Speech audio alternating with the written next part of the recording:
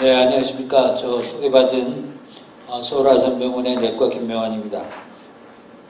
저는 이제 서울아산병원에서 담도암, 췌장암을 치료하고 있습니다. 그래서 제 환자들이 지금 우리 손 회장님 말씀하신 그 호중구 감소증, 또 전막염, 저희 같은 경우는 이제 아무래도 소화기다 보니까 위장관 전막염을 보고 있는데요. 그런 전막염을 매일매일 경험을 하고 있습니다. 또 개인적으로 이 EC18 이 약을 15년 가까이 연구하고 있기 때문에 이 문제에 대해서 임상의사 입장에서 우리 EC18에 대한 성공 가능성 이런 거를 제일 정확히 말씀드릴 수 있다고 생각합니다. 아마 여러분들이 오늘 이 자리에 오신 거는 제일 궁금하신 게 저는 임상의사니까 EC18이 과연 신약으로 탄생할 수 있는가, 또 신약으로 나오면 그게 성공적으로 시장에 안착이 될 수 있냐, 아마 이런 거가 제일 궁금하실 겁니다. 그래서 제가 경험한 거, 지금까지 연구한 바에 대해서 말씀드리겠습니다. 지금 우리가 개발하고 있는 거는 이 호중구 감소증, CIN이라 그래서 항암제를 치료하다 보면은 호중구가 떨어지는 경우가 아주 흔하죠. 그 다음에 CRIOM이라 그래서 이 방사선하고 항암 치료를 같이 받는 환자들의 경우에 특히 두경부암에서 그렇습니다.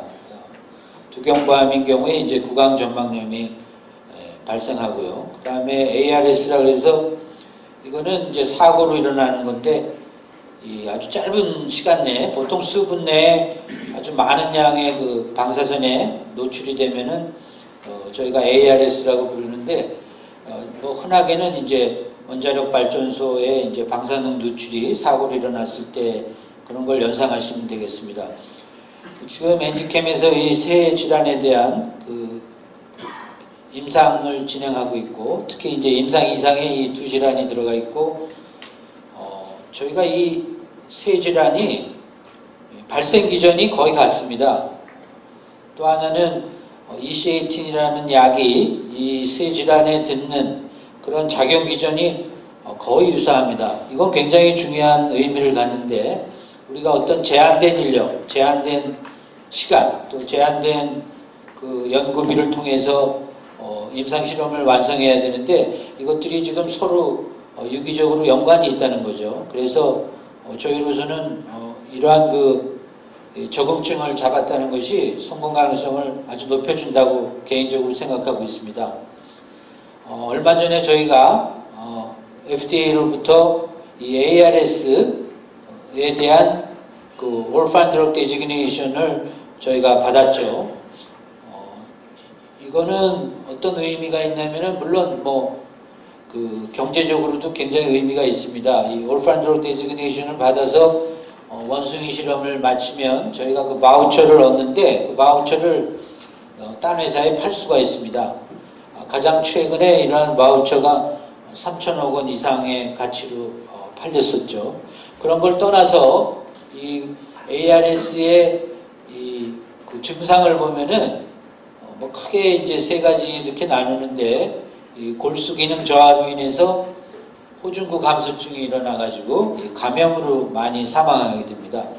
또 하나 중요한 증상이 이 위장관 점막 손상을 일으켜서 방사능 피폭에 의해서 설사, 탈수, 전해질 장애, 2차적으로 또 감염이 발생하고요. 그래서 이 두 가지 우리가 지금 연구 이상에 지금 들어가 있는 호중구 감소증과 전막염에 대한 객관적인 평가를 FDA로부터 아주 2달간의 인텐시브 리뷰를 통해서 저희 연구 자료를 검토받고 데지그네이션을 받았다는데 저는 개인적으로 큰 의미를 두고 싶습니다. 그러면 아까 이 세 가지 적응증이 같은 작용 기전이 있다고 말씀드렸는데 방사선 치료를 하든 항암을 하든 또 같이 하든 우리가 우리 몸에서 활성산소 활성산소 생성이 증가가 됩니다. 아주 많이. 그러다 보면은 세포의 DNA가 손상을 받고요. 그로 인해서 염증 반응이 발생하고요. 그러다 보면은 이 키모카인이 증가돼 가지고 호중구가 이동이 일어납니다. 호중구가 이 피 속에서 염증 부위로 이동을 하게 됩니다. 그래서 우리 약은 이 세 적응증에 대해서 이 키모카인, 사이토카인 같은 이러한 것들을 조절해서 결국은 혈중에서 이 염증 조직의 그 호중구의 이동을 조절하는 그러한 그 중요한 기능을 갖고 있습니다.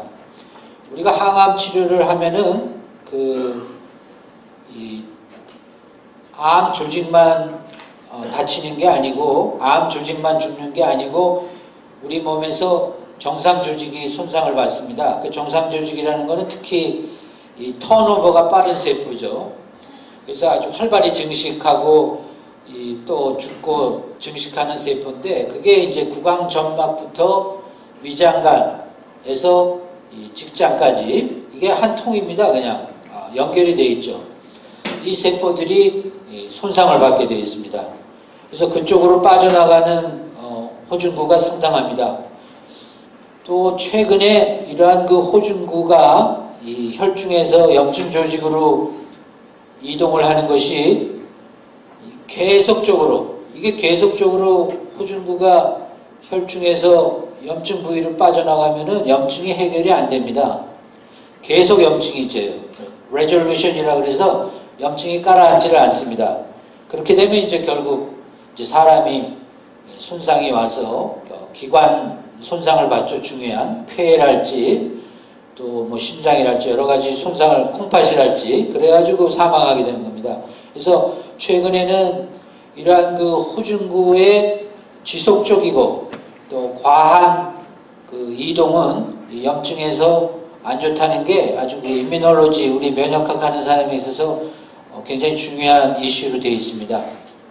근데 우리 약은 이 컴플리트 블럭이 아니에요. 무조건 차단하는 게 아니고 여기 제가 강조드렸지만 그 마듈레이션이라 그래서 조절을 합니다. 어느 일정 정도 나간 다음에는 이제 다시 억제를 하고 과잉이 되면 억제를 하는 거지 호메오스테이시스라 그래서 저희가 조절하는 기능이 있다는 것을 강조하고 싶습니다. 이게 이제 두경보암 환자에서 입안이 심하게 한 겁니다. 이 궤양이 생겼는데 이 항암하고 방사선 치료를 갖는 두경보암 환자를 저희가 구강점막염의 그 대상 환자로 저희가 지금 잡고 있는데 이것은 이제 두경보암 환자가 항암하고 방사선 치료를 하는 경우 거의 100% 구강점막염이 발생하고 또 심하게 발생합니다. 그래서 우리가 지금 적응증을 하고 있죠. 최근에 아주 중요한 그 연구 결과가 나온 게 있어서 소개해드립니다. 미국의 그 커네티컷 대학에서 한 건데 항암제를 5FU라고 우리 임상에서 많이 쓰는 항암제를 그 마우스 쥐에 이제 정맥 주사를 해가지고 그 턱에 이제 궤양을 초래해서 구강점막염을 발생시켰습니다.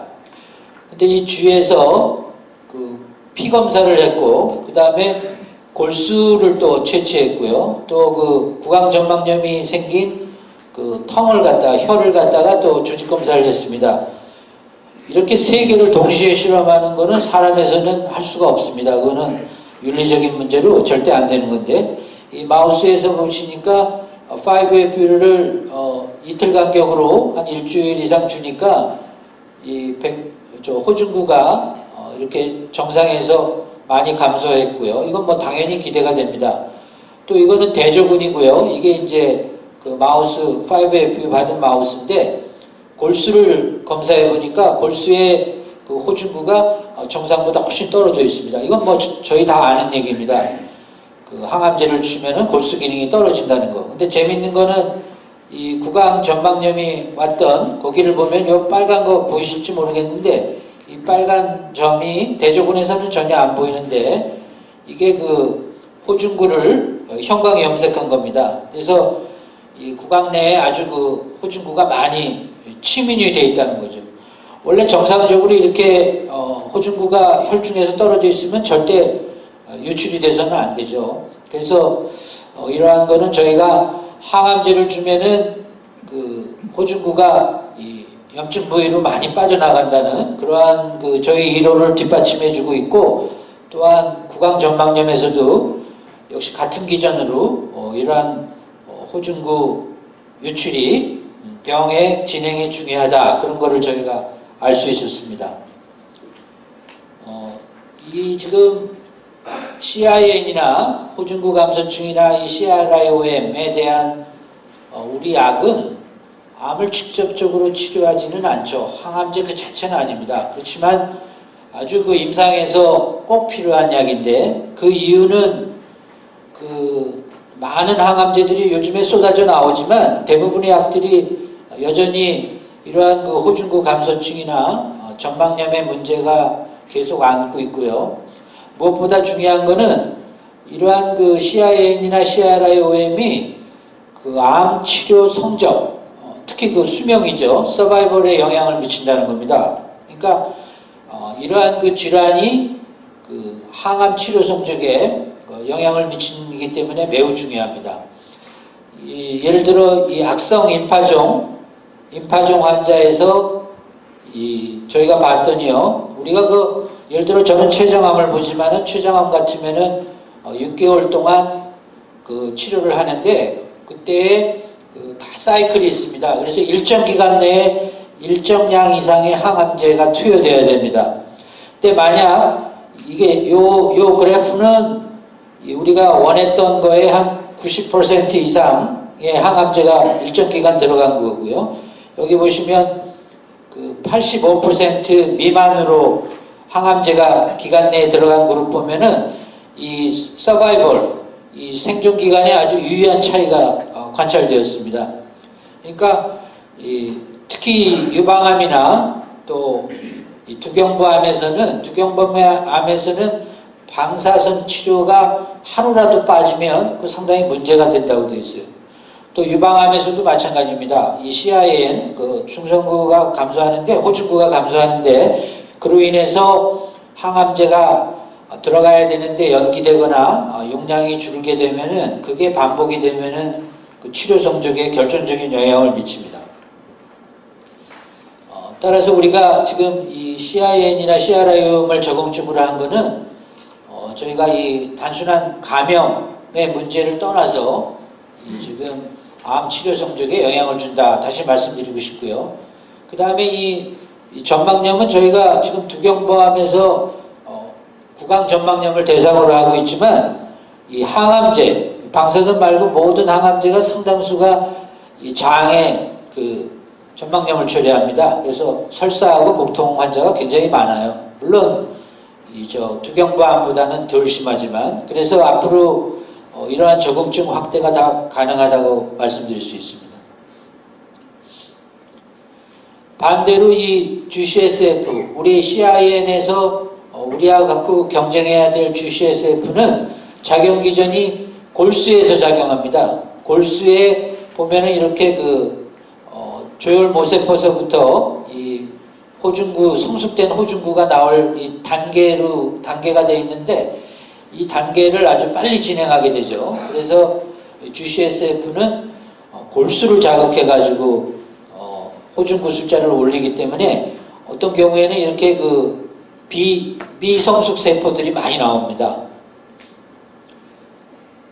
그래서 이 GCSF가 현재 CIN, 호중구 감소증의 시장을 장악하고 있는데, 그거는 이 약 자체가 완벽해서가 아닙니다. 지금 대체약이 없어요, 전혀. 두 번째는 이 대상이 암 환자이기 때문에 당장에 발등에 떨어진 불을 치료해야 되기 때문에 우리가 이 GCSF에 많은 약점이 있지만 현재 시장을 장악하고 있는 겁니다. 앞으로 EC18이 나오면 이 상황이 달라질 것입니다. 예를 들어 이 GCSF의 문제점으로는 이 혈액암 종류, 급성 백혈병이랄지 이러한 혈액암 종류에서는 사용이 제한되고 있고요. 또 폐암 같은 경우에 이 방사선 치료를 할 때 항암제하고 같이 주는데 이 종격동 이쪽을 방사선을 쬐는데 이러한 경우에 혈소판 감소나 또는 이 폐렴 등으로 이 지금 GCSF 사용이 제한되고 있습니다. 또한 이 GCSF는 현재 그 예방적으로 쓰이고 있지만 많게는 한 50% 환자가 지금 반응을 안 하고 있습니다. 즉 예방적으로 썼는데도 이 호중구 감소를 심하게 겪고 있어서 치료에 영향을 준다는 뜻이죠. 그래서 이러한 분들이 다 우리의 치료 대상이 될 수 있고요. 무엇보다도 제가 하나 강조 싶은 거는 이 GCSF 자체가 환자가 가지고 있는 종양의 성장을 촉진시킬 가능성이 있다는 겁니다. 이건 굉장히 중요한데 지금 FDA에서도 이걸 경고를 하고 있습니다. 이 GCSF가 이 종양 성장을 촉진시킬 가능성이 있다는 거. 경고문에 나와 있죠. 그렇지만 현재 대안이 없고 또 현재 암을 앓고 있는 입장에서 항암 치료를 해야 되기 때문에 지금 임상에서는 어쩔 수 없이 아무 생각 없이 쓰고 있는 겁니다. 그래서 예를 들어 이게 지금 문제가 되는 암은 뭐냐면은 이 GCSF의 수용체를 암세포에 갖고 있는 암들이 있어요. 그런 암들이 지금 문제가 되는 겁니다. 예를 들어 위암, 대장암, 난소암, 직장암, 폐암, 방광암, 두경부암, 또 최근에 유방암에서도 그러한 것들이 보고되고 있습니다. 그 이유는 이 암세포 표면에 GCSF 리셉터가 있는 경우에 이제 밖에서 주사를 하게 되면 그 리셉터하고 결합해가지고 이 세포질 내에 이 전사인자인 이 스테3라는 거를 자극해서 이게 이제 해관으로 들어가가지고 해관에 있는 그 암 성장과 연관된 암의 전이랄지 또는 혈관 생성이랄지 또 세포 사멸 등등에 관여하는 그 유전자를 자극해서 암 성장을 촉진한다는 이론인데 이게 이쪽 전문가들한테는 아주 잘 알려져 있습니다. 그 반면에 우리 약은 어떠한 장점이 있냐면은 이 GCSF가 피하 주사를 놓는 데 비해서 저희는 경구약이죠. 예를 들어 이시에이틴이 GCSF하고 똑같은 효과를 보인다면 우수할 필요도 없습니다. 열등하지만 않다면 하나는 피하 주사를 맞아야 되고 하나는 이 경구약이라는 거는 우리 임상의사나 환자는 그냥 이 경구약을 택하게 돼 있어요. 그러니까 이 자체 하나만으로도 이 포뮬레이션이 달라서 투여 방법이 다르다는 게 여러분이 생각하는 이상으로 큰 영향이 있습니다. 또 하나 우리 약은 가격 경쟁력이 있습니다. 최근에 GCSF의 바이오시밀라들이 많이 나왔지만 그래서 가격이 좀 다운됐지만 우리 약은 바이오시밀라보다도 가격 경쟁력을 갖고 있습니다. 또 GCSF가 갖고 있는 여러 심각한 부작용, 예를 들면 폐 손상이랄지 또 비장 파열 그런 것들이 관찰되지 않고요. 또 이 혈소판에도 어느 정도 효과가 있다는 데이터를 저희가 갖고 있습니다.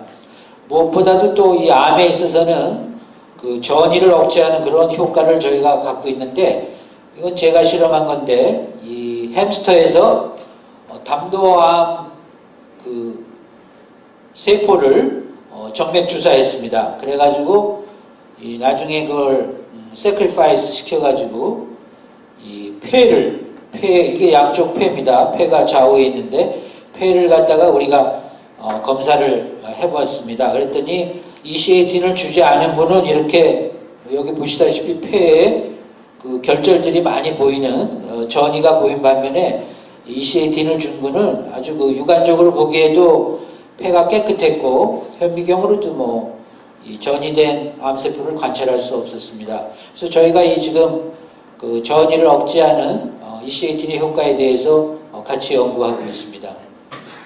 또 하나 이 이시에이틴은 꼭 그 임상 3상에서 GCSF하고 1대1로 비교해가지고 누가 우월한가 이런 거를 꼭 볼 필요는 없습니다. 이 GCSF하고 공존도 가능합니다. 그건 왜 그러냐면은 이거는 3상에서 우리가 어떤 그 스터디 디자인을 할 때 그 옵션이 넓다는 뜻인데 이 GCSF하고 EC18이 작용 기전이 다르기 때문에 같이 투여할 때 우리가 어떤 상승 효과를 기대합니다. 실제 우리가 이러한 데이터를 가지고 있고요.